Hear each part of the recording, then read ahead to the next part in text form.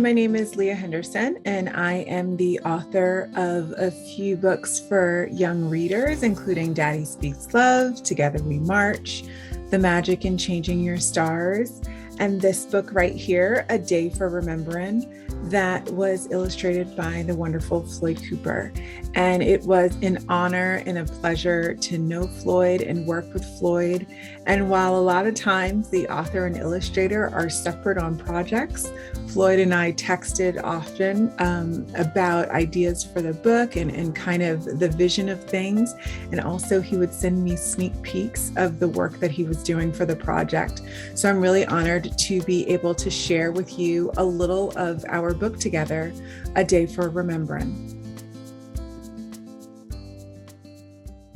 Dark and sad will be the hour to this nation when it forgets to pay grateful homage to its greatest benefactors, the loyal soldiers who imperiled all for country and freedom. Frederick Douglass, 1871, Decoration Day speech, Arlington National Cemetery, Virginia. In 1861, the United States of America was torn apart by a civil war, with the northern states, the Union, fighting the southern states, the Confederacy. The North wanted to keep the country intact, both North and South, and to ensure that all people were equal by abolishing slavery. The South did not agree, and these states sought to establish themselves as their own country separate from the North, the Confederate States of America. They also sought to keep slavery. The war was fought for 4 years until 1865, when the Confederacy surrendered to the Union. The United States remained united and slavery was abolished. Memorial Day, originally called Decoration Day, was established to honor those who gave their lives while fighting in the Civil War. The holiday has since evolved to commemorate all American military personnel who have died in any and all wars. This is a story of what many consider the first Memorial Day celebration. 9 days in a row, Papa up early and gone again. I still can't go with him though. He said, Eli, school's where you need to be, reading and counting. But I am counting right here, day 9. Not following after Papa is harder than holding a hot potato in my hands. He said important work has to be done, man's work. I rose on my toes then, pushing out my chin, stretching as tall as my 10-year-old self could. But it made no difference.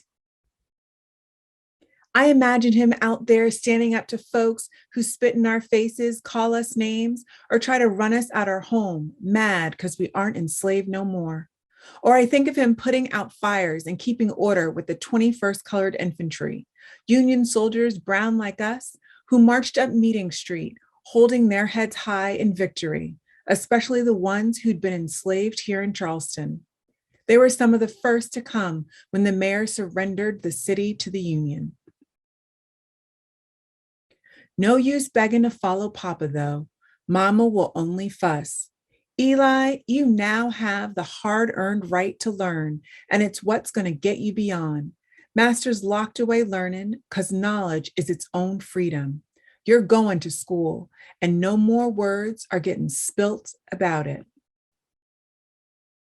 Before the war, worry never left my insides lone. Always scared that Mama or Papa would get sold away, never to come back home. But today, Papa comes home as night covers the sky, almost looking worse than after toiling in Master's fields. But those days in the fields are over. Papa said, unlike some, we aren't going back because we aren't enslaved no more. We were digging and building and painting, he says, after supper. Digging, building, painting? But Papa isn't giving no more answers. Wake up, Eli. Today you're coming with me. Day 10. I spring out of bed like beans in a skillet and jump into my britches. Something important must be happening if Papa is letting me miss even 1 second of school, my hard-earned right, and Mama isn't putting up no fuss. With molasses-smeared cornbread sliding down my throat, I race to catch Papa. His long strides are met by others as more men join us, their boots crunching against pebbles on the hard road. My new schooling helps me count 28 men in all. Shoulders back, chests out, they stomp along, ready to do the real important business Papa talks about, business he thinks I'm old enough to do now too. You need to see the work we's doing before it's all done, he says. We strut through the entrance at the Planters Race Course where white folks used to watch mighty horses run before the war. But it isn't a race course no more. For a while, the Confederates made it a jail. Mama and ladies from church used to sneak food to the Union soldiers held prisoner there. Skinny and sickly, those men hardly had more clothes than the most lonesome slave. A newspaper man said those poor souls had no covering but the sky, and that they were heartsick, homesick, sick in body, sick in life, all because they fought against slavery and our God-given right to be free. So over the evening paper, Mama had learned to read in secret while enslaved. She promised, we'll share every morsel we got till we got no more. But the living are gone now, and the dead lay by our feet. Without a word, Papa and the other men get to digging and hammering and cutting wood. Papa points to the fence where some of my schoolmates have joined their papas too. Help with the whitewashing, Eli. I drag my feet though, wanting to stay by Papa's side, but he rushes around doing more work in a minute than he'd done in 3 hours on Master's land. An old usher from our church pushes a painting brush in my hand, and I get to working too. As the sun beats our backs, the men sing in heavy, deep voices that rattle the dirt. Nobody knows the trouble I've seen. Nobody knows my sorrow. When the sun starts slipping behind the trees, they raise an arch.